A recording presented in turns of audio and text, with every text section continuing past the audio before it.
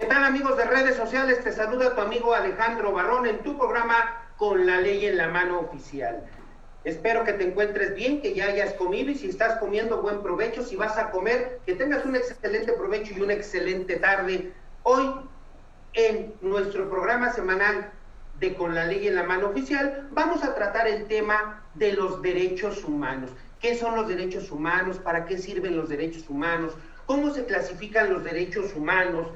¿Cuántos derechos humanos existen? ¿Cuáles son? ¿Cómo se clasifican estos a través del tiempo? ¿Y qué es lo que ha pasado o qué es lo que está pasando hoy en esta actualidad con este problema de salud de índole internacional que se ha denominado una pandemia en situación médica? Bien, hoy para platicar el tema de derechos humanos se encuentra con nosotros el licenciado Guillermo Munguía Ibarra. Él es especialista en Derecho Administrativo y Derecho Penal, es abogado por la Universidad del Valle de México, servidor público en el sector transparente, atención ciudadana, subdirector de amparo y contencioso, giros mercantiles y espectáculos públicos, control vehicular y movilidad urbana en el gobierno de la Ciudad de México. Actualmente se desempeña como abogado postulante en la Ciudad de México. Su número telefónico y redes sociales van a aparecer en nuestra pantalla. Bien, buscar o llevar a cabo una definición de qué son los derechos humanos es pensar en que seguramente será un derecho con el que yo he nacido. Es un derecho al cual no podré renunciar. Es un derecho que está conmigo por el hecho desde la concepción. Es un derecho que nunca voy a perder. Garantías constitucionales, derechos fundamentales, hoy derechos humanos. Tengo derecho humano al trabajo. Pero también tengo un derecho humano dentro del trabajo. Hoy, para platicar el tema de derechos humanos, le damos la más cordial bienvenida al licenciado Guillermo Munguía Ibarra, quien hoy platicaremos amenamente con él. Licenciado, te damos la más cordial bienvenida. Buenas tardes. Muchas gracias, doctor. Gracias a todo el auditorio de Innovando Medios, al equipo de trabajo por la invitación. De verdad que me siento muy honrado y muy agradecido de estar aquí con ustedes para poder platicar un ratito de este tema que nos interesa a todos, que le sirve a todo mundo y que seguramente vamos a encontrar aquí entre todos una definición adecuada, algo que podamos entender fácilmente y que nos permita de verdad poder hacer uso de nuestros derechos humanos en la vida cotidiana, que eso es lo importante tanto del derecho como de los derechos humanos en su concepto, que lo podamos disfrutar, que podamos gozar de nuestros derechos en nuestra vida diaria. Claro.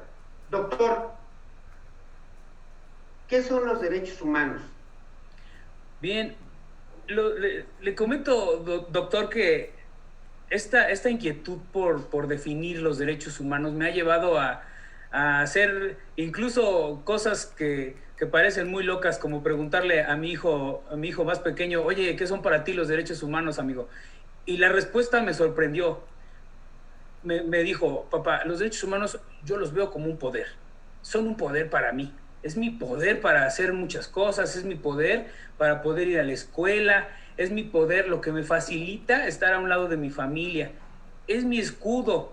Y me sorprendió mucho más que pudiera él entender que sus derechos humanos se materializan en su vida diaria. A raíz de esto me tomé un poquito de tiempo para con la ayuda de muchos de mis amigos y mis vecinos, hacer una pequeña encuesta y preguntarles a todos qué son para ti los derechos humanos.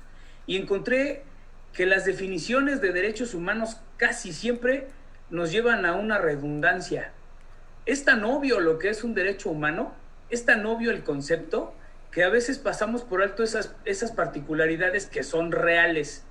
Por ejemplo, las definiciones que están al alcance de todo mundo en internet y en diversas plataformas siempre te dicen que los derechos humanos son los derechos.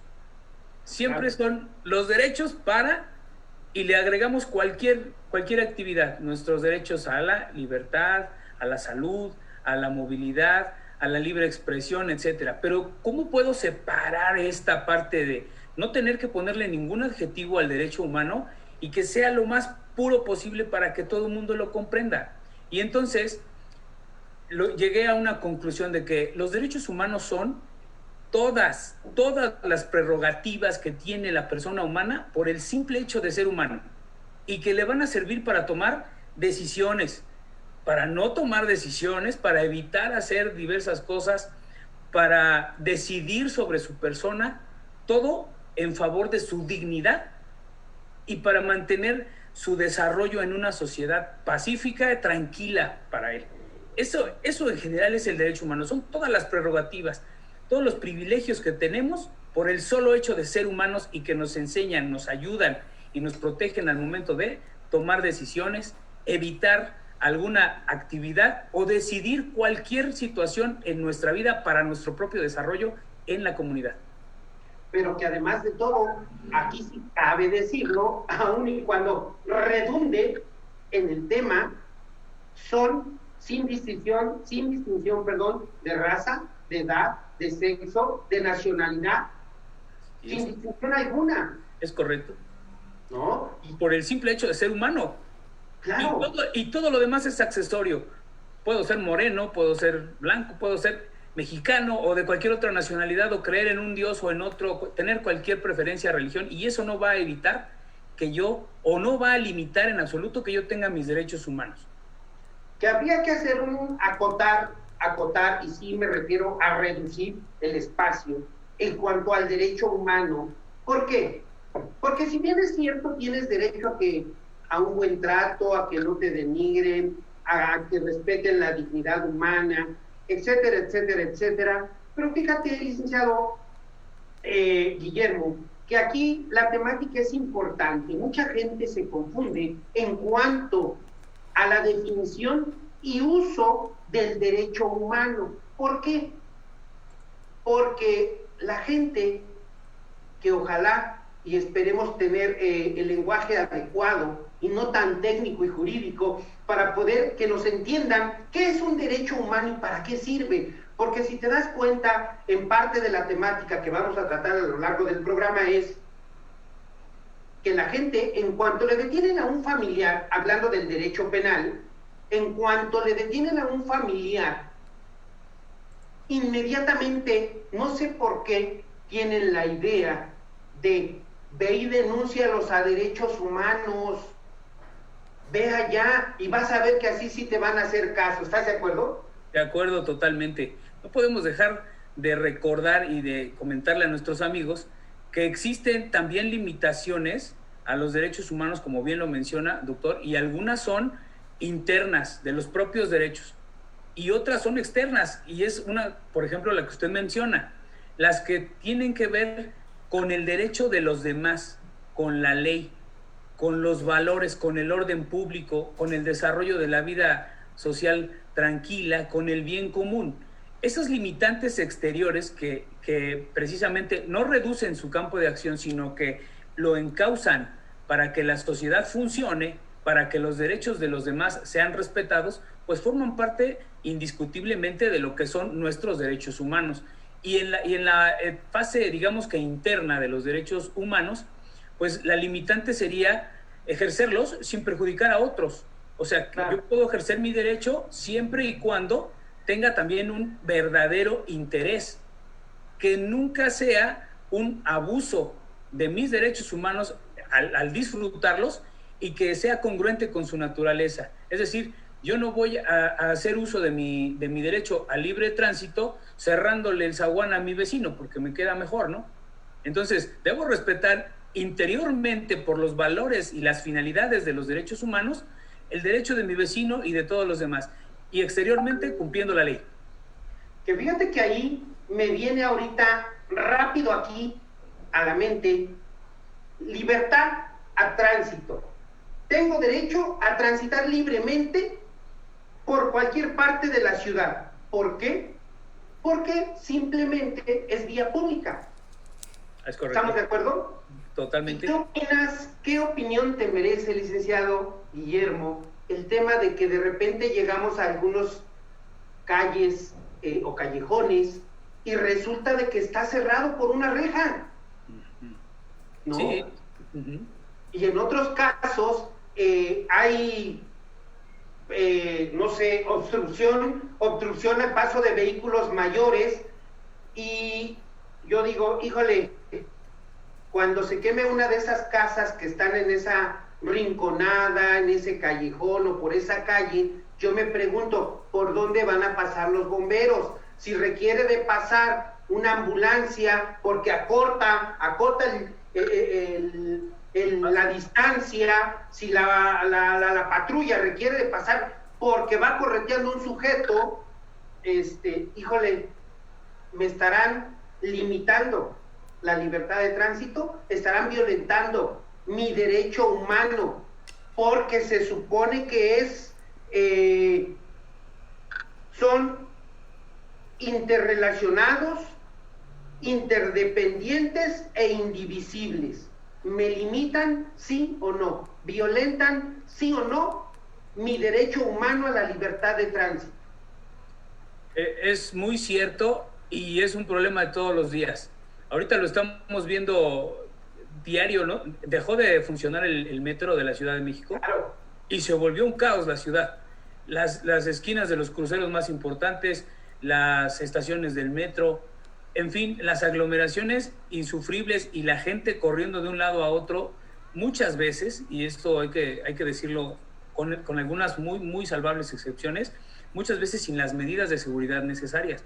La policía trabajando, hay un policía por cada 5,000, ¿no? Ahorita en la calle, no sé cuánto sea el promedio, pero se ve un policía y filas de cientos de personas. ¿Qué pasa en este tema? La movilidad, y es algo que hay que reconocer también cuando las cosas se hacen bien, la política de movilidad de los gobiernos tiene mucho que ver al momento en el que tenemos que garantizar los derechos humanos, en que cumple el gobierno con esa función de garantizarlos.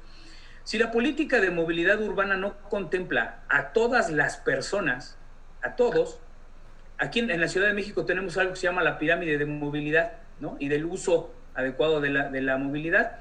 Y en el primer lugar, hasta arriba, el número 1, son los peatones. La gente que anda a pie, pero también la gente que tiene movilidad limitada, pero también la gente que es discapacitada.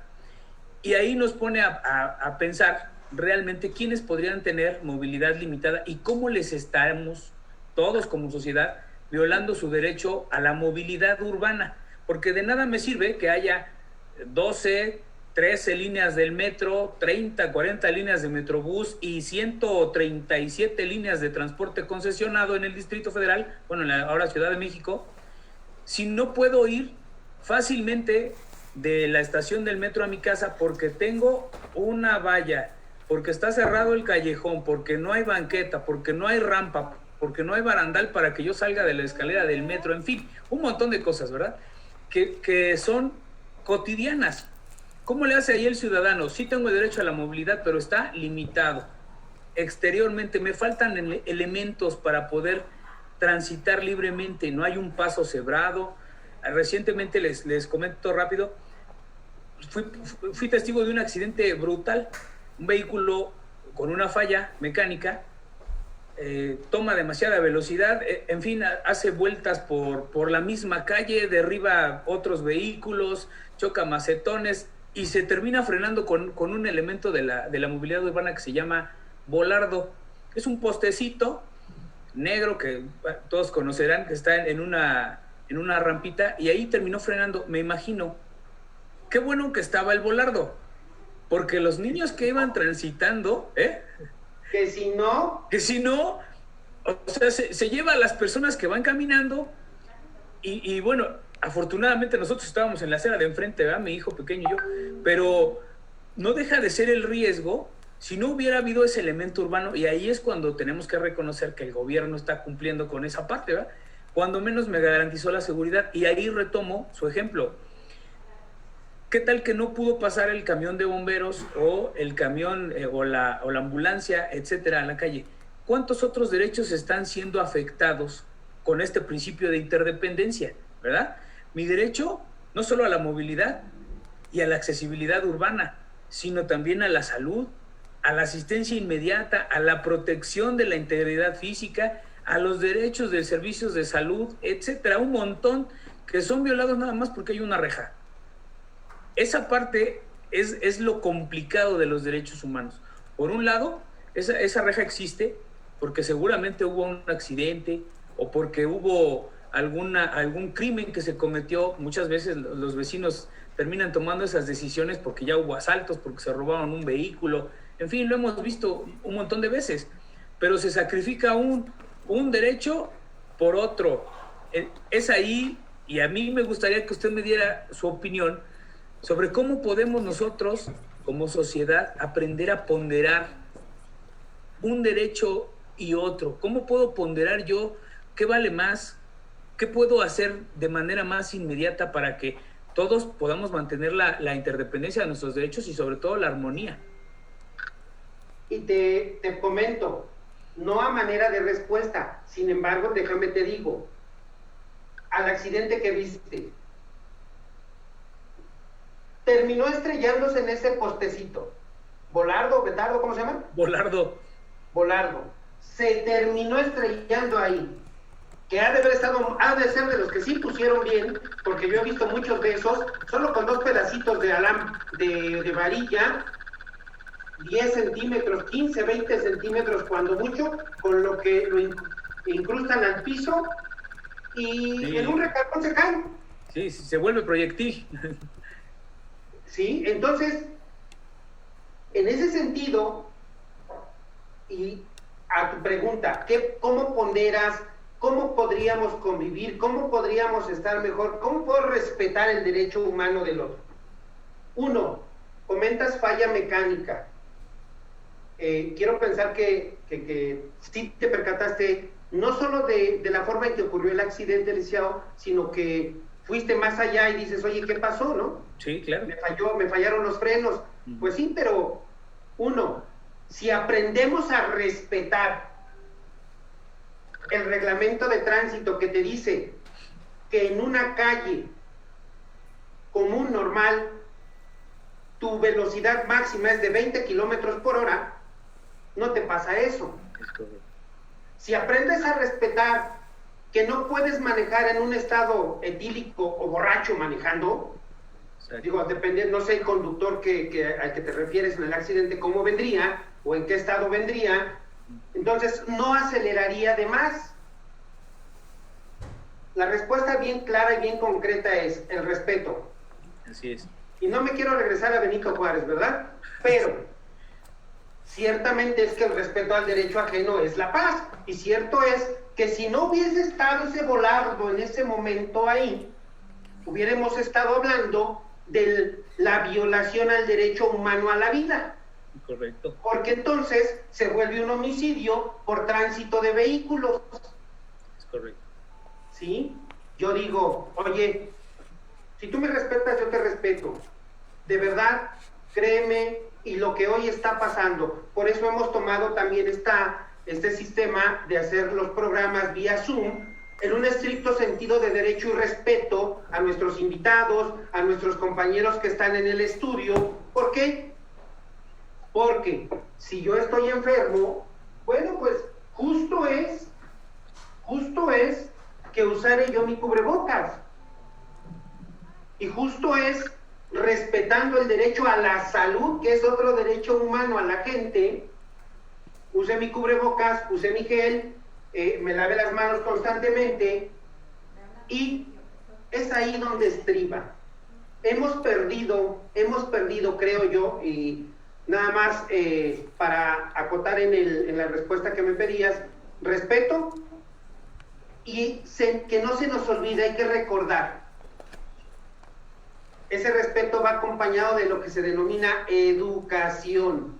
Decían los mayores, la educación se mama desde la casa. Tú recordarás que en algún momento de la vida, un adulto que tú ni siquiera conocías, te veía haciendo alguna fechoría, alguna travesura y te llamaba la atención. Muchacho, deje ahí. Niño, pórtese bien. Oiga, niña. A ver, niña, le voy a ver a su mamá. Y señora, pero señor, usted ni lo conoce. Y respetabas. Se llaman valores cívicos y morales. Es correcto, doctor, y de verdad es que la realidad de los derechos humanos implica la solidaridad entre todos. En la encuesta que les comento, las personas adultas mayores, los ancianos, fueron los primeros que vieron esa parte, ¿no? Yo tengo que, para poder disfrutar mis derechos humanos, tengo que ser solidario con mi vecino, respetuoso con mi vecino. Los jóvenes lo ven de otra manera, las mujeres lo ven de otra manera y los niños tienen un concepto, casi todos iguales, pero todos tienen una particularidad de cómo abordar sus derechos humanos y cómo materializarlos en su vida cotidiana. Algo que me llamó mucho la atención de una de las publicaciones de Innovando Medios, previo a que yo estuviera aquí con ustedes, fue una publicación que hicieron sobre la violencia hacia la mujer y cómo se ha incrementado, creo que 55% más de casos durante la pandemia. Me pareció increíble, impresionante, mejor dicho, que 35,000 mujeres en el lapso de la pandemia fueron víctimas de su propia pareja y tuvieron la necesidad de buscar acompañamiento jurídico, policíaco, de instituciones privadas, de derechos humanos para garantizar su seguridad, su derecho a la paz y a la no violencia dentro de su propio domicilio. Creo que en gran medida la cultura de los derechos humanos ayuda en este tema a la sociedad en conjunto. Mientras no logremos tener una verdadera cultura de derechos humanos, es decir, conocerlos, saber cómo funcionan y saber las consecuencias de no respetarlos, vaya, porque no es un tema exclusivo del gobierno. Aquí les hago el comentario de que dentro de mi encuesta yo puse, ¿tú crees que tus derechos humanos son obligación del gobierno? Y nadie dijo que sí. Nadie cree que son obligación del gobierno. También puse una pregunta para control y les comentaba, ¿y tú crees que son una mentira o una simulación? Y nadie cree que sean mentira. Para todo mundo, los derechos humanos son ciertos, son efectivos y son responsabilidad de los ciudadanos. Entonces, ¿cómo le va a hacer la autoridad? ¿En qué medida puede la autoridad atender este tipo de asuntos cuando la violencia está en casa? Aquí me gustaría escuchar su opinión, doctor, y posterior a esto voy a hacer algunos comentarios, si me lo permite.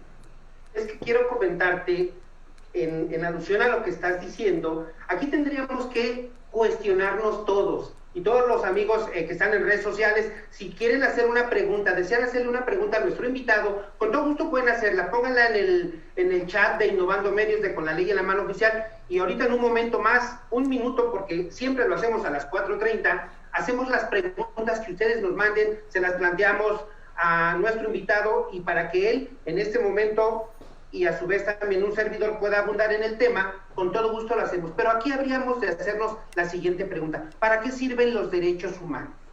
¿Qué tengo de beneficio con los derechos humanos? Y tendríamos que decir que el derecho humano te sirve para establecer un estándar, una línea de vida o convivencia social que te asegure una buena condición de vida básica, para que tú puedas transitar libremente, para que puedas decidir sobre tu persona, sobre tu cuerpo, sobre cómo escojo a mi pareja, sobre qué trabajo voy a elegir, sobre qué es lo que yo requiero.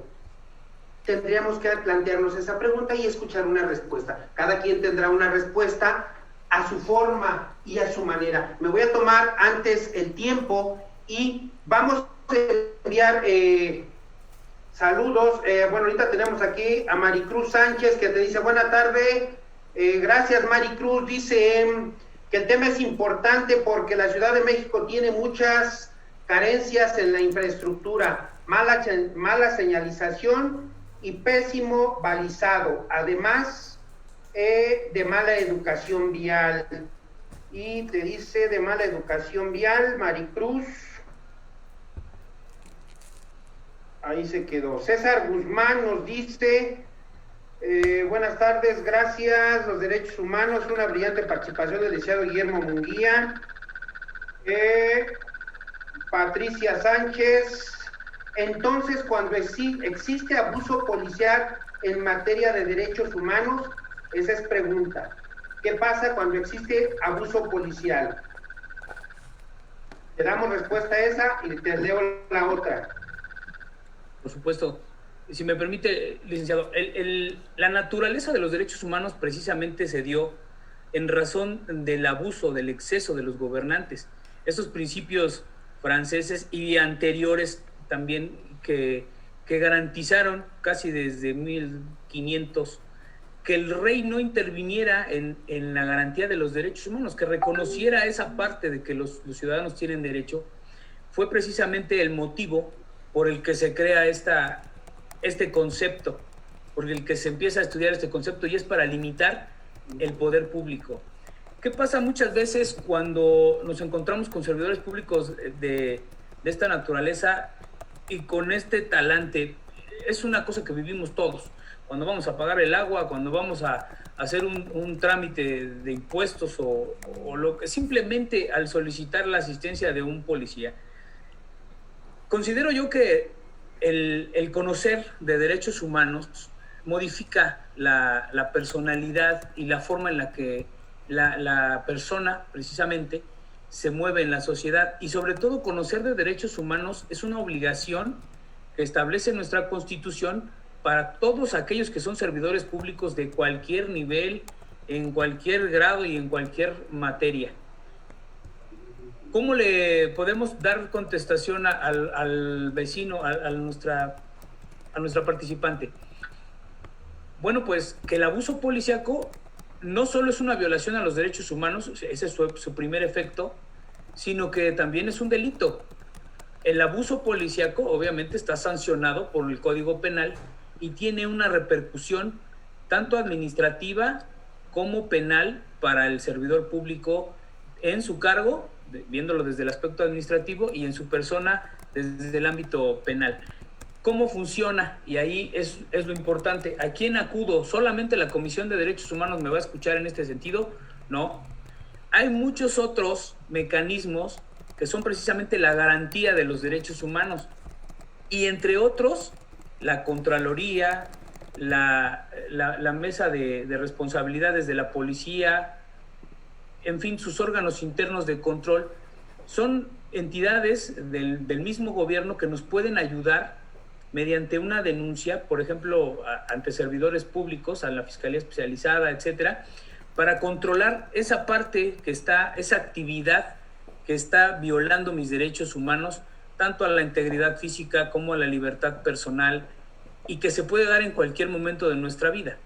Entonces, es sí, de por sí, un delito y también una violación a los derechos humanos, y se da precisamente por el desconocimiento, por la falta de cultura de derechos humanos, y en muchos casos también, hay que decirlo así, porque hay impunidad, porque siempre hay algún recoveco que no podemos nosotros como ciudadanos abordar. Hace unos días vi una noticia de la zona de Iztapalapa. Los implicados fueron los policías, atropellan a una persona y luego la quieren incriminar por robo, por portación de arma, o sea, un montón de delitos más, ¿verdad? Hubiera estado mejor que le pidieran disculpas, que le ofrecieran una disculpa, lo llevaran al hospital, a que lo quieran criminalizar y lo quieran meter a los separos por una conducta que ellos mismos provocaron. Entonces, el conocer de nuestros derechos humanos nos va a ayudar a saber ante qué autoridades ir, cómo pedirlo y quién es, no solamente la comisión, ¿verdad? Que obviamente esa es su función, pero cuántas otras autoridades pueden estar implicadas. Por eso nos habla la Constitución de que todas las autoridades en el ejercicio de sus funciones, todas, tienen que proteger, respetar y garantizar los derechos humanos. Bien, fíjate que ya solamente para terminar esta respuesta, este comentario, sí quiero comentar, y no soy, ni soy palero, ni le echo porras a nadie, ni mucho menos, pero sí quiero comentar que la Secretaría de Seguridad Ciudadana en la Ciudad de México imparte cursos a sus elementos policíacos de todos los grados. Hay cursos, hay una constante actualización y capacitación de los elementos policíacos a efecto precisamente de que no se vulneren, de que ya no haya esa impunidad a la que nuestro invitado, el licenciado Guillermo, se refiere. desafortunadamente, también de decirlo, que no siempre, y seguramente, licenciado, te habrás topado con mucha gente así, que, oye, vamos al curso, oye, va, es de derechos humanos.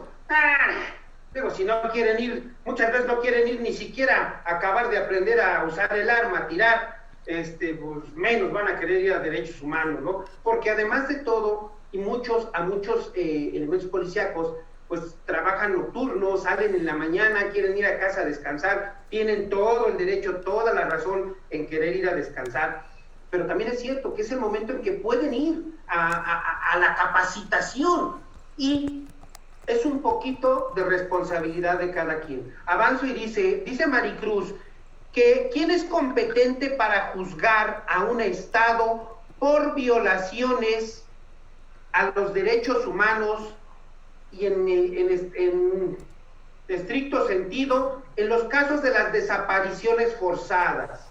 Que si es conveniente hacerlo ante instancias internacionales. Bueno, siempre es conveniente ir a una instancia internacional.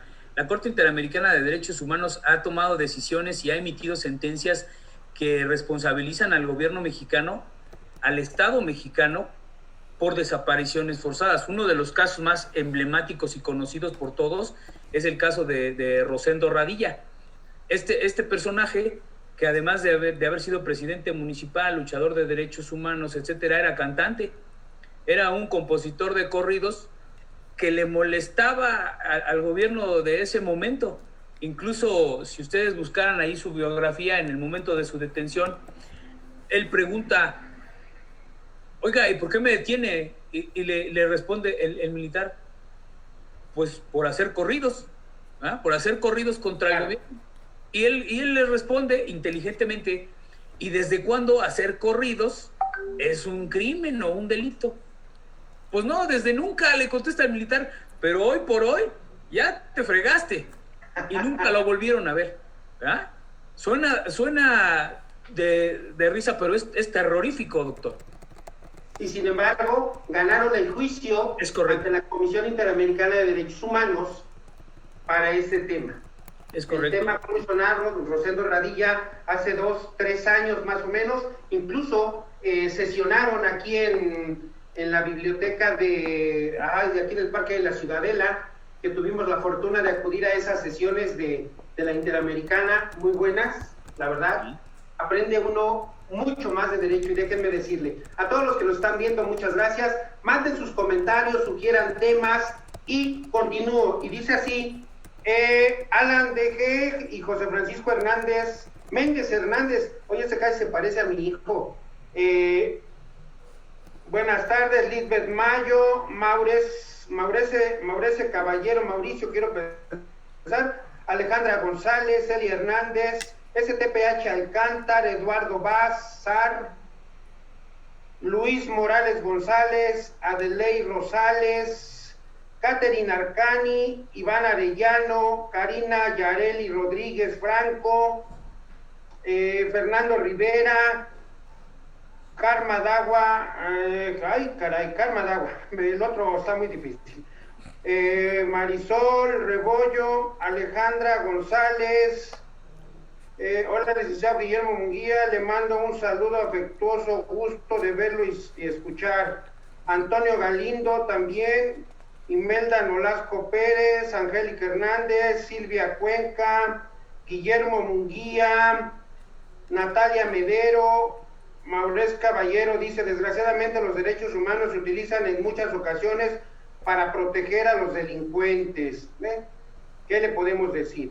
Ivette Caballero, Saúl Águila, Márquez Lin y Yunuen Monter, Lourdes Gaona, Ian Swam, Diana Rosales, Jaciel Rosales, Sandy Jim, Anabel Linares, Lucero Gutiérrez de la Cruz Viri. Lucero Gutiérrez dice, así es, ya que nosotros no sabemos nuestros derechos y los violan todas las instituciones, desgraciadamente. Jaciel Rosales te pregunta, licenciado, buena tarde, yo tengo una pregunta con su opinión personal. En el hipotético caso de que un asesino viole los derechos humanos de otra persona y o terceros, el asesino debería de perder sus derechos humanos. ¿Podría considerarse el asesinar a tu prójimo como un acto inhumano y a su vez con esto perder los derechos humanos? Esa es la pregunta. Bueno, la respuesta es inmediata. Para un homicida es obviamente se le atribuye una violación a los derechos humanos, y al primero, que sería la vida, ¿verdad? Nuestro derecho a la vida. Ya desde el momento en que esta persona priva de la vida a otra de manera dolosa, porque eso es así lo que entiendo, pues lógicamente que carece de ese valor humano del respeto a los derechos humanos de su prójimo, por tomar tus palabras. Entonces, ya desde ese momento, esta persona se pone en un plano difícil para sí mismo. ¿Por qué? Tiene que ser inmediatamente, de acuerdo con el sistema jurídico mexicano, aislado de la sociedad. Y ya perdió sus derechos humanos a 2 o 3 cosas mínimo de entrada, ¿no? A su libertad, a la libertad de tránsito, y además conserva uno, que es el derecho de acceso a la justicia. O sea, sin embargo que ha perdido sus derechos civiles y políticos, su libertad de tránsito y su libertad inmediata, pues además, por el hecho de ser humano, conserva su derecho a un juicio justo. Esto sí, no se lo podemos quitar, ¿eh? Tiene una dignidad humana. Y aprovecho con esto para mencionar, retomando un poquito el tema de Rosendo Radilla. A él nunca lo encontraron. No sabemos si está vivo o muerto, ¿eh? Se da por hecho que ya no vive por el tiempo que ha pasado. Sin embargo, su dignidad humana no caducó con su muerte o con su desaparición. Tan es así que la Corte Interamericana le reconoce esa dignidad y le reivindica en su comunidad. Obviamente obliga al Estado mexicano a reparar el daño a su familia y a poner una placa donde reconocen que fue un insigne vecino, un ejemplar ciudadano, y no hizo otra cosa más que luchar por los derechos humanos. Entonces, sus homicidas o sus secuestradores, por decirlo de alguna manera, nunca se determinó quién fue. Hubo algunos implicados, jamás juzgados por esos delitos. Sin embargo, los derechos humanos siguieron hasta después de la muerte de Rosendo Radilla. Tan es así que redignifican o dignifican su imagen frente a toda la sociedad. Entonces, los criminales, y en el caso que preguntas, los criminales que atentan contra los derechos humanos, precisamente contra el derecho a la vida en este caso, pues obviamente que pierde sus derechos, o la mayoría de ellos, pero le quedan a salvo el de acceso a la justicia y el de juicio justo. O sea, sin embargo, que sea humano, mantiene esos derechos. Acceso a la justicia y una defensa justa y apropiada, y solo recordemos que estos son principios rectores del juicio oral, pero además de todo, podemos decir que cuando pierdes tu derecho humano a la libertad, cuando una autoridad, después del juicio seguido, te encuentra responsable de los hechos que se te han imputado. Entonces, y de esa manera, pierdes tu derecho humano a la libertad. Saludos también a Marcos CB, Fernando Rivera, enhorabuena, deseo Guillermo Munguía, un abrazo y una felicitación por estos temas que nos hacen reflexionar en nuestros derechos humanos, y también aprendemos mucho. Por desgracia, no nos hacen valer nuestros derechos. Solo te diría, Fernando Rivera, es un derecho que tú tienes que hacer valer, solito nadie te lo va a hacer valer. Es tanto como decir, te golpearon, defiende tú. Y no propiamente vayas y lo agarres a golpes tú también. Si hay una lesión, puedes acudir ante la instancia correspondiente para hacer valer ese derecho humano a la salud. JL Cuenca, Margarita Caballero, Patricia Sánchez, Alberto García Valencia, Leobardo Ramírez, Alex Muñoz, Jordi Sáenz, a todos muchas gracias, buenas tardes a los que acabo de mencionar, y en un momento más y antes de irnos ya les diré cuánta gente hasta este momento se han conectado, llevamos 36, 34, 36, sube, baja. Los derechos humanos, un tema muy importante y de mucha relevancia que tú debes de observar y tú debes de poder saber utilizar. Es todo aquello con lo que tú naciste. De entrada, y te lo dejamos ahí, y tendríamos que decir, licenciado, ¿cuántos son los derechos humanos? ¿Cuántos derechos humanos existen? En el estudio de los derechos humanos encontramos que los organismos internacionales han catalogado 30 básicos. Si nosotros nos damos una vuelta por el Museo de Memoria y Tolerancia, que está a un ladito de los tribunales familiares en Avenida Juárez, la temática es esa, 30 derechos humanos reconocidos. Pero en México, el catálogo de derechos humanos que la Comisión Nacional ha publicado y que está disponible en su página web es de 46, y a mí me sorprendió por qué tantos, o sea, por qué son 16 más. Hay que recordar que el marco internacional de los derechos humanos tiene que ver precisamente con los tratados internacionales, y hay varios, ahí les voy a dejar a disposición de quien lo requiera, una presentación con los más importantes. Pero además, el gobierno mexicano tiene un catálogo mínimo de derechos que están contenidos en la Constitución, y esos derivan precisamente en derechos más específicos por las generaciones de ellos. No sé si usted nos pueda comentar algo sobre las generaciones de los derechos humanos, doctor.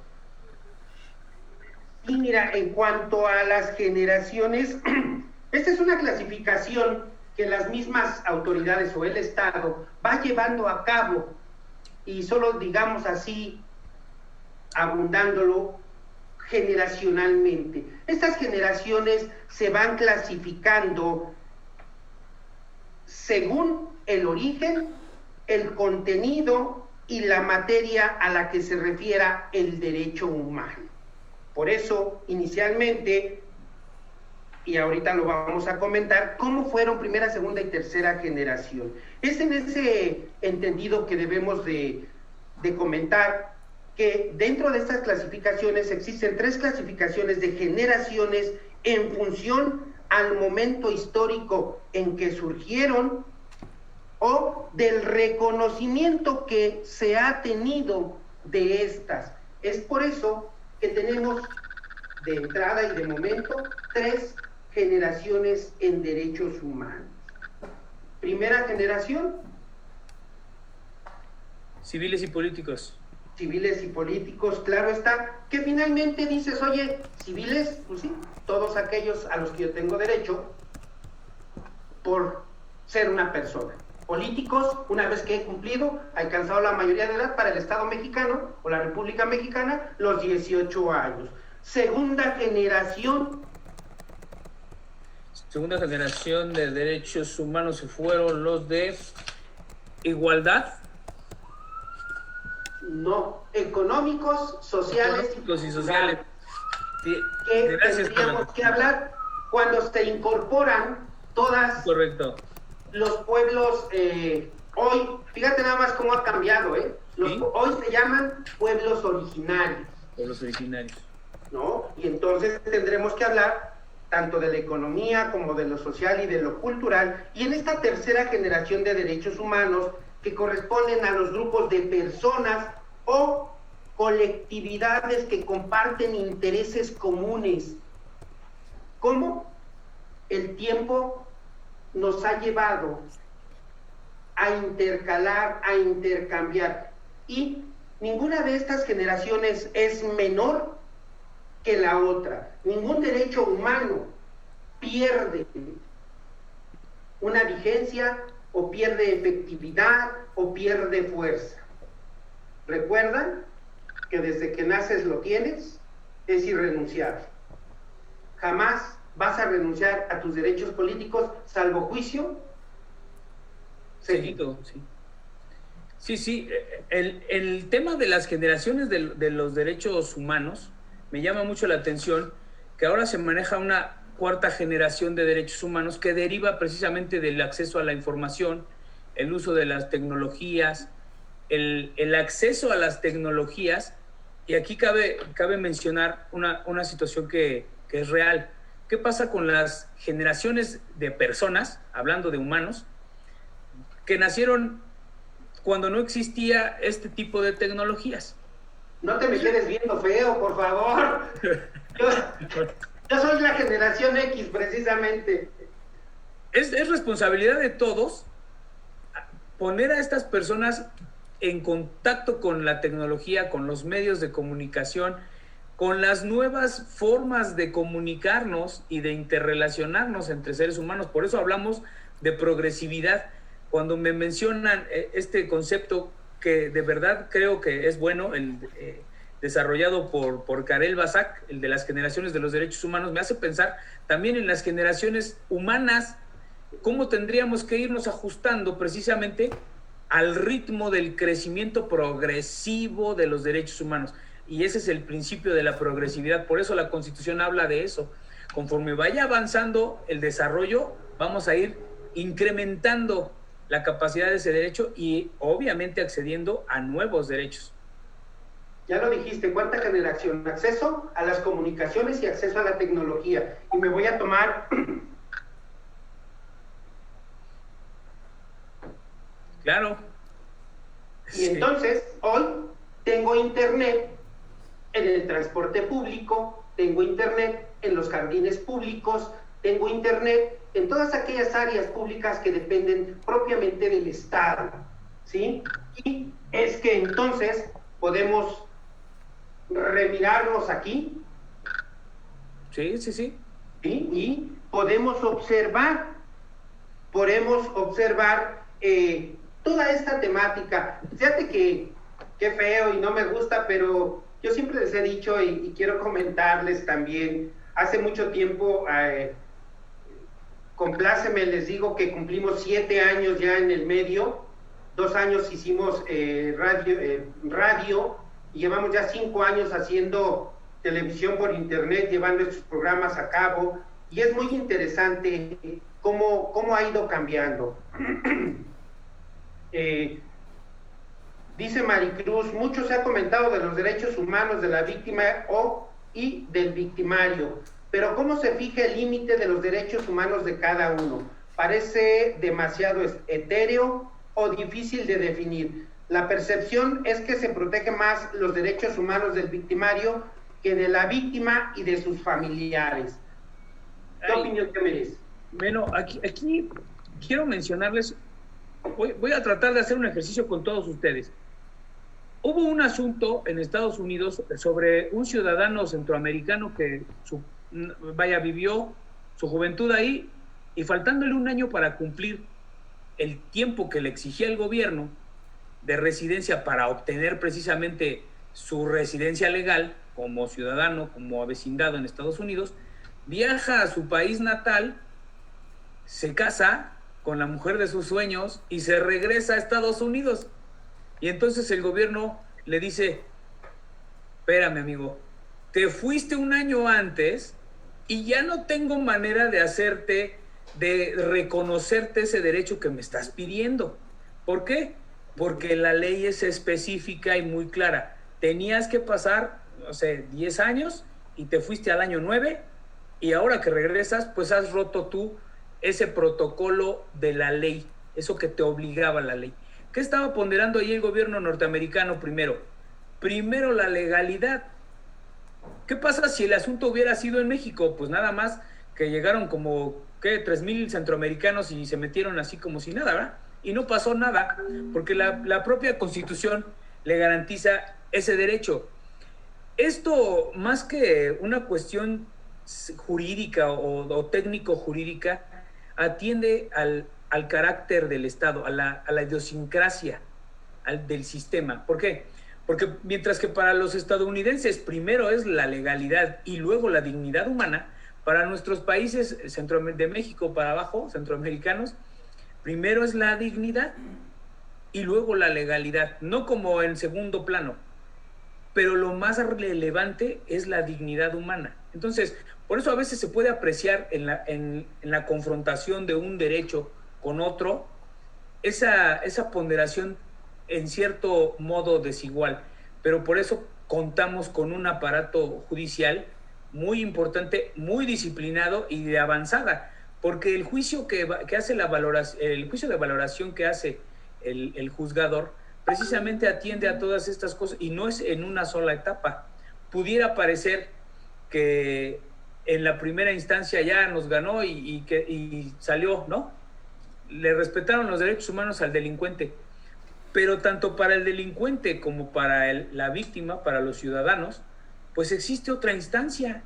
Siempre va a haber un juez superior que te permita hacer valer tus derechos humanos respecto de esa decisión que tú consideras que te afecta de esa primera instancia. Entonces, no todo está dicho. Creo que debemos empezar a quitarnos esa forma de pensar de que los criminales tienen mejores derechos que los míos. No, todos tenemos los mismos derechos. El criminal ha renunciado voluntariamente a algunos de ellos, pero si algún juzgador se equivoca, siempre hay otra autoridad que puede hacer valer tus derechos humanos, siempre y cuando los reclames por la vía correcta y como lo establece la Constitución.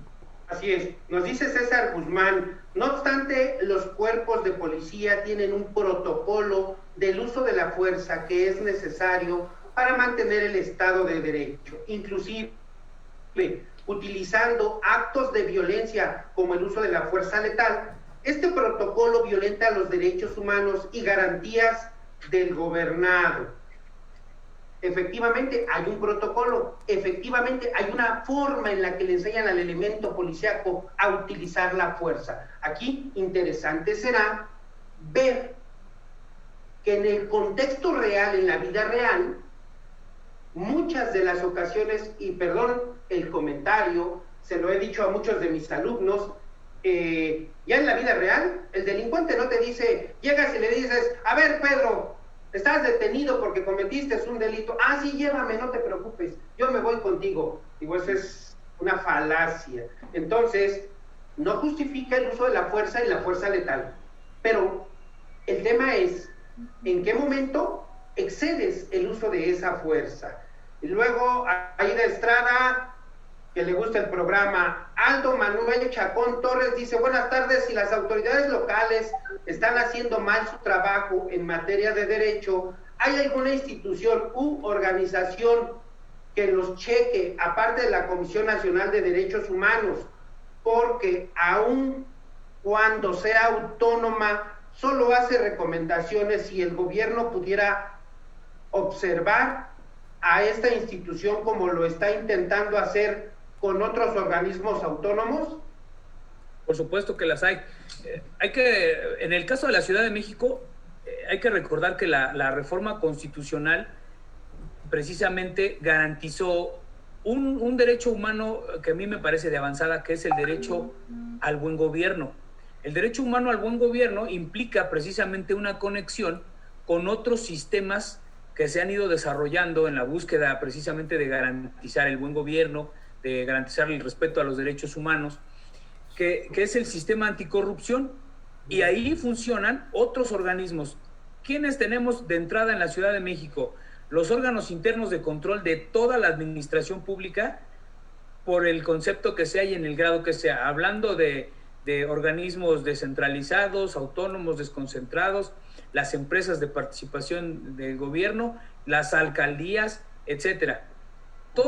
Todas tienen una unidad de vigilancia interna que normalmente se llama Contraloría u órgano interno de control, además de que está la Secretaría de la Contraloría, la Contraloría Móvil, que es una especie de ministerio público en ese tema, y si no hay respuesta ahí, pues tenemos a la Secretaría de la Función Pública Federal, que esa también es competencia, más bien que tiene también competencia en materia administrativa dentro de la Ciudad de México y que puede atender fácilmente quejas contra servidores públicos que violen derechos humanos, que puede ser en cualquier ámbito, doctor. Algo que se me acercó a alguna persona y me dijo, oiga, Lick, ¿cómo le hago con esto? Siento que ya no tengo que luchar más por mis derechos. Fíjese que tengo un problema con la luz y con el agua y con esto y con la reja y con, en fin. Y le dije, ya fui a la alcaldía. Y de ahí me mandaron a SACMEX y me mandaron a CEDUBI y me mandaron, pero a donde quiera que voy encuentro un servidor público con una cara así de larga, mire, larga, y siempre me dice lo mismo. ¿Qué quiere? Como decía el no hay, no sé si recuerdan, venía o viene, ¿no? Venía o viene, no, si es que venía a preguntar, venía o viene, fórmese para allá, quítese de mi vista. A mí me ha pasado, doctor, Claro. fuera de aquí, hasta que yo le llame 2 o 3 horas después y me dice esta persona, siento que no soy digno de que me atiendan, creo que ya es suficiente. ¿Será esa una violación a los derechos humanos? ¿Será una violación a la dignidad humana el maltrato de un servidor público? Por supuesto que sí. Claro que sí. Yo considero que la dignidad humana no es negociable. Todos merecemos un trato respetuoso. Tal vez no vamos a ser amigos, ¿verdad? Ojalá que pudieran los servidores públicos, como yo lo fui una vez, ser mi amigo y tener, después de que dejes de ser servidor público, muchos amigos que te vean en el programa de Innovando Medios. Pero si no es así, entonces hay maneras, hay mecánicas para hacerle saber a ese servidor público que existe un protocolo de atención ciudadana en la Ciudad de México que tiene una serie de valores que tú tienes que respetar como servidor público, y uno de los primeros es, para decirlo así, darme los buenos días. No, cuando menos. Por lo menos. Yo creo que en algún momento todos hemos sido víctimas del maltrato por parte de servidores públicos y no públicos también. Desafortunadamente, y ya de comentar, y lo hago hace ya 10 meses, mi vehículo tuvo un accidente y el día de hoy, aseguradora Afirme, Bárbaros. aseguradora Afirme, es el día que no me dan una respuesta. Y simplemente me dijeron, ya cumplió usted con todos los elementos suficientes para poder tramitar su pago. Valido sus documentos y listo. Me mandan un correo, me validan los documentos y ya nada más le digo qué día pase a cobrar. Hoy estamos a 27, 28 de enero y es el día que no. Bien, saludos a Alex Muñoz, Jordi Sáenz, Dante Peralta, Zaira Hernández, Anayeli Barrón, Ana Camacho, José Valencia, Oscar Pichi, Silvia Cuenca, Berenice G. Reynoso y, híjole, ya nos pasamos, licenciado, solo voy a dar lectura a esto, dice Iliana Barragán, buenas tardes, es obligación de todo ciudadano conocer los artículos sobre los derechos humanos, claro que sí. Patricia Sánchez, entonces cuando existe abuso policial en materia de derechos humanos, pues tienes que presentar tu queja ante el órgano de control interno de la Secretaría de Seguridad Ciudadana, y ellos tienen también un departamento de derechos humanos que te pueden atender. César Guzmán, buenas tardes, excelente tema, gracias. María de la Paz Aparicio, buenas tardes, es de honor reconocer las acciones correctas de la autoridad, así como el señalar sus arbitrariedades o las deficiencias, gracias. Y a todos ustedes, muchas gracias, mi estimado licenciado Guillermo, me apena mucho tener que cortar tan abruptamente, pero ya nos pasamos y nos van a querer cobrar de más. Una recomendación que le quieras hacer a nuestros amigos en redes sociales.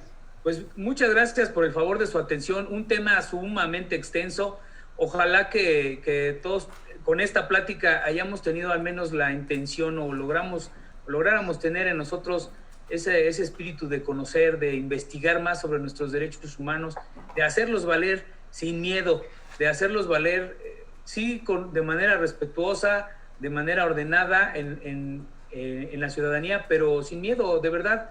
Las instituciones están para esto, los profesionales del derecho estamos para esto, para hacer valer los derechos de las personas que se sientan agraviadas y sobre todo para que entre todos logremos una sociedad mejor, estable y pacífica, donde podamos desarrollarnos libremente.